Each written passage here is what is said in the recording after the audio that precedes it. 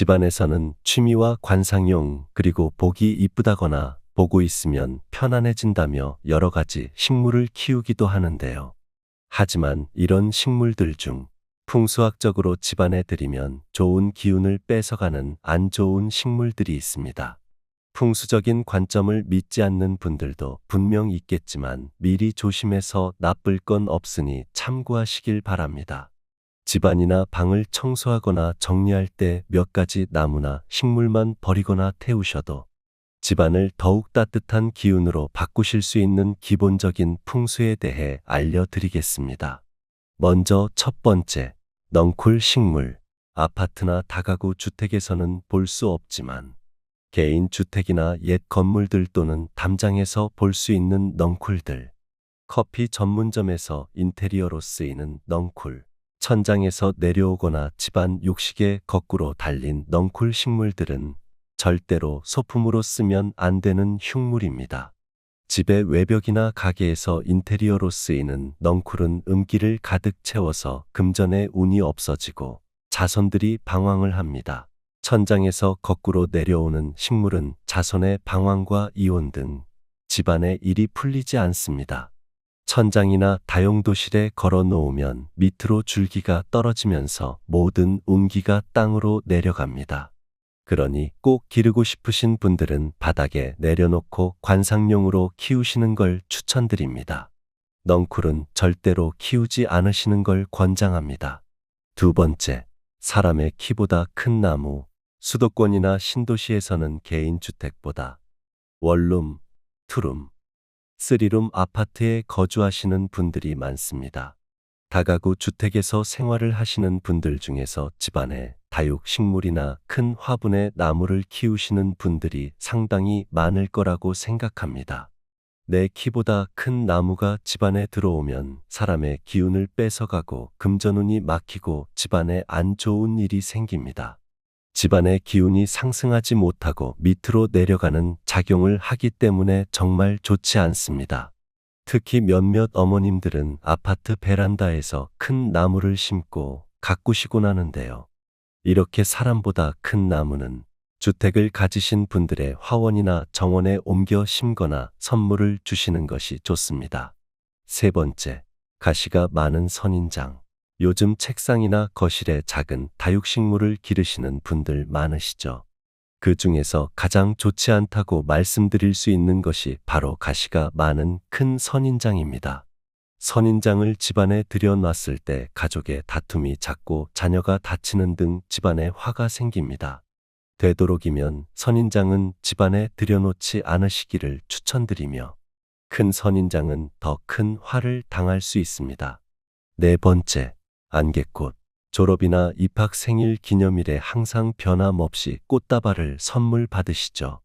꽃다발에 흔하게 들어가는 안개꽃은 말리거나 인테리어로 집안에 절대로 두시면 안 됩니다. 음의 기운이 강한 꽃이기 때문입니다. 안개꽃은 집안의 기운을 흡수해 가족을 아프게 하거나 건강을 해칠 수가 있습니다. 수술이나 병으로 인해서 병원에 입원한 환자에게는 꽃다발을 선물할 때 절대로 안개꽃을 넣으면 안 되니 참고하시기 바랍니다.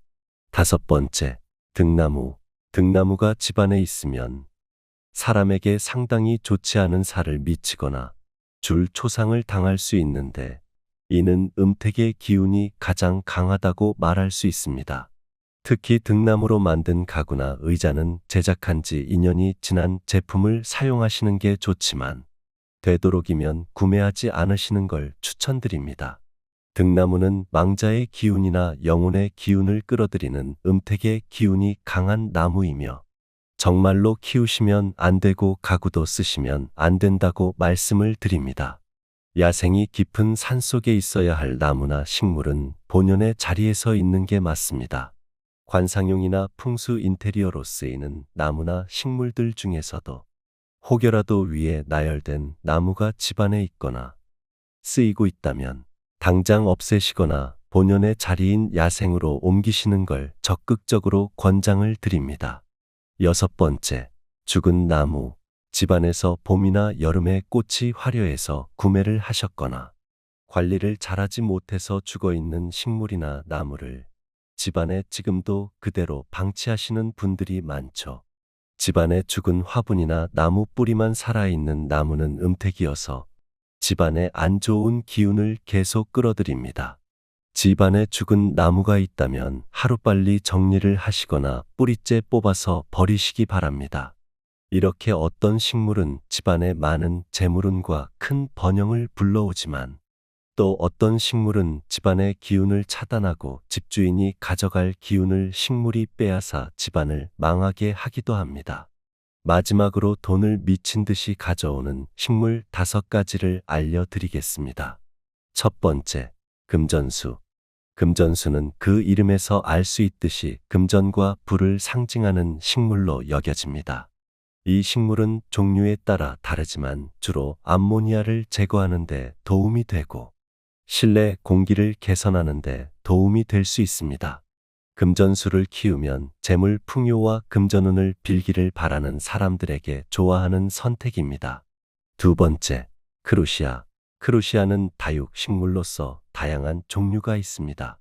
이 중에서 돈나무라고도 불리는 종류는 특히 재물운과 풍요를 상징하는 식물로 여겨집니다. 크루시아는 수분 관리가 상대적으로 간단하고 특별한 관리 없이도 잘 자라기 때문에 풍수학적으로 인기가 있습니다. 세 번째, 행운목. 행운목은 주로 동양 문화에서 행운과 불을 상징하는 식물로 여겨집니다. 특히 중국에서는 이 식물을 선물로 주고받는 것이 일반적입니다. 행운목은 물에 담아 키우는데 간단한 관리로도 잘 자라며 부와 번영을 기원하는 상징물입니다. 네 번째, 녹보수. 녹보수는 부와 행운을 상징하는 식물 중 하나로 여겨집니다. 녹보수는 두꺼운 잎을 가지고 있으며 올바르게 관리하면 오랜 기간 동안 살 수 있습니다. 이것은 부의 장기적인 안정과 번영을 상징합니다. 다섯 번째, 스투키. 스투키는 부와 행운을 상징하는 동양 신화에서 나온 식물로 다양한 스투키 종류가 있습니다. 이러한 식물들은 주로 재물운을 높이기 위해 가정이나 사무실에 두거나 선물로 주는데 사용됩니다. 이렇게 알아본 부자들의 식물들은 풍수지리에 기인한 전통적인 믿음에 기반하고 있습니다. 작은 운이 들어오는 것이 큰 운으로 이어지며 이러한 행동이 부자들 사이에서 공통된 비결이 되고 있습니다. 그러니 이제부터는 집에 식물을 둘 때 풍수지리를 고려하여 재물운을 높이는 식물을 선택해 보는 것도 좋을 것입니다. 저 운들은 여러분의 대운을 항상 기원하겠습니다. 감사합니다.